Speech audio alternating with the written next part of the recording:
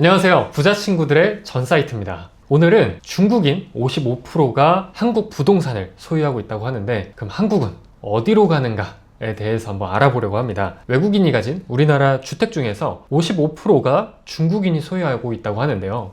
23년도 기준으로 외국인이 보유한 한국 토지 면적은 여의도에 무려 100배 이상을 가지고 있다고 합니다. 겉으로 보면은 외국 자본이 이렇게 많이 들어오게 되면은 좋은 거 아닌가? 라는 생각을 할 수 있을 것 같은데, 실제 이게 우리한테 도움이 되는지 아니면 독이 되는지를 알아볼 필요가 있습니다. 그래서 기사에서 이렇다 저렇다 여러 내용들을 많이 얘기를 해주는데, 실제 그 기사에서 얘기한 것보다는 그 안에 있는 걸 데이터를 기반으로 팩트를 체크해 볼 필요가 있겠다 라고 생각이 돼서 오늘 데이터를 기반으로 여러분들한테 팩트를 체크해 드릴 예정입니다. 그럼 본론으로 한번 가보시죠. 일단 부정적 의견에 대해서 한번 까보려고 하는데, 중국인 매입 너무 빠르고 그리고 중국 자본에 잠식당하는 거 아닌가? 라는 걱정을 또 하시는 분들이 있는 것 같아요. 그래서 외국인 매수자가 12% 실제로 증가를 했고, 22년에는 실제 8살의 중국인 아이가 강남에 아파트를 매입했다고 하는 이런 사례도 실제 기사화가 되기도 했었죠.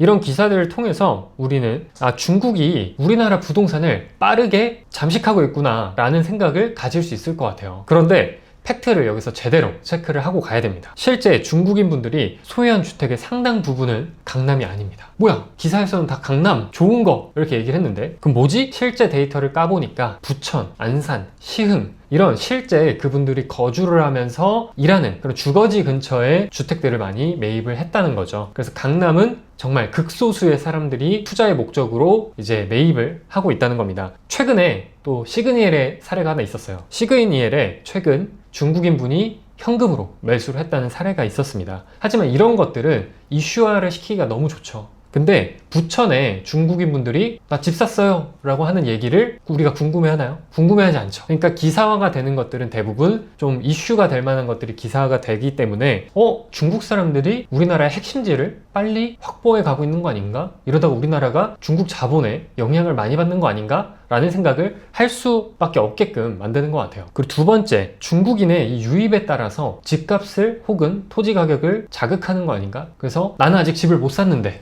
그 사람들이 자극해서 더 못 사게끔 만드는 거 아닌가? 라는 생각을 또 하고 계시는 것 같더라고요. 그래서 외국인의 투자가 부동산 가격을 상승시킨다는 얘기 한 번쯤 들어보신 적 있으실 겁니다. 근데 외국인의 수가 진짜 1% 증가하면은 부동산 가격이 약 0.16% 오른다는 한양대학교에서 발표한 논문이 있기는 해요. 부동산에 대한 수요는 한정적이잖아요. 그런데 외국에서 계속 들어오게 되면 어떻게 돼요? 그러면 한정된 수요 안에서 공급이 늘어나니까 가격은 오를 수밖에 없다라는 논리가 맞습니다. 하지만 저는 이 영향이 아직까지는 미비하다, 그리고 향후 10년까지도 미비할 것 같다 라고 생각을 합니다. 데이터를 통해서 보면은 우리나라의 주택수는 총 1955만 호예요. 그런데 중국인 분들이 현재 보유한 주택수는 약 9만 호 정도입니다. 0.5% 정도 수준이에요. 그래서 이게 집값에 영향을 주기에는 조금 한정적이다 라고 생각하시면 되고, 실제 그래서 이걸 데이터적으로도 봤을 때 미비하겠구나 라고 이해하시면 좋을 것 같고요. 부정적인 부분에 대해서 한번 봤었는데, 긍정적인 부분도 있겠죠. 물론 외국인의 투자가 계속 들어오게 되면은 이거 잘 활용하면은 우리나라 경제에도 내수가 활성화될 수 있지 않을까? 또 여론이 있습니다. 저도 그 여론에 대해서는 당연히 긍정적인 부분이 있다고 생각해요. 해외 자본이 들어오면 국내 우리 내수가 활성화된다? 저는 맞다고 생각합니다. 2022년 한 해 동안에 외국인이 우리나라 부동산을 매입한 금액이 약 5조 원 정도라고 하네요. 엄청나게 많죠. 주택뿐만 아니라 상업용 토지까지 다 포함된 금액이라고 봐주시면 될 것 같고, 그리고 이분들이 투자를 할 때 그냥 막 투자를 하진 않겠죠. 우리나라도 와서 이런 문화 경험해보고 부동산도 좀 알아보고 하겠죠. 근데 그 과정에서 당연히 이런 요식업, 숙박업에 대한 수요가 당연히 있기 때문에 매출이 오를 것 같고요. 그럼 그 매출이 오르면 그 업장들에서 고용이 늘어나고, 고용이 늘어나면 당연히 내수가 더 좋아지는 이런 선순환 효과가 있을 걸로는 보여집니다. 실제로 제주도에 이런 외국인 자본이 투자를 많이 했었죠. 외국인 투자로 건설된 제주도에 가장 높은 리조트가 있습니다. 제주도 시내에 있는 건물이 기업인데 실제로 연간 한 10만 명 이상의 관광객을 유치를 했고 그리고 약 2,000개 이상의 일자리를 만들어내고 있다는 기사가 있었습니다. 이처럼 선순환 효과를 가져오게 되는 것도 사실이긴 하지만 반대급부에서 보면은 특히나 우리나라에서는 이런 제주도가 이 외국인 관광객의 매출에 혹은 소비에 의존도가 높았던 상황이죠. 그런데 2017년의 사드 사태와 그리고 코로나 사태를 거치면서 그분들이 안 오게 되는 거예요. 경제적, 정치적, 이런 지정학적 요소들에 의해서 안 오게 되는 겁니다. 그러면서 이 내수의 타격을 많이 입었던 실제 상황이 있었어요. 너무 여기에 치중되면 안 되겠다라는 생각을 또 한번 하게 되는 것 같습니다.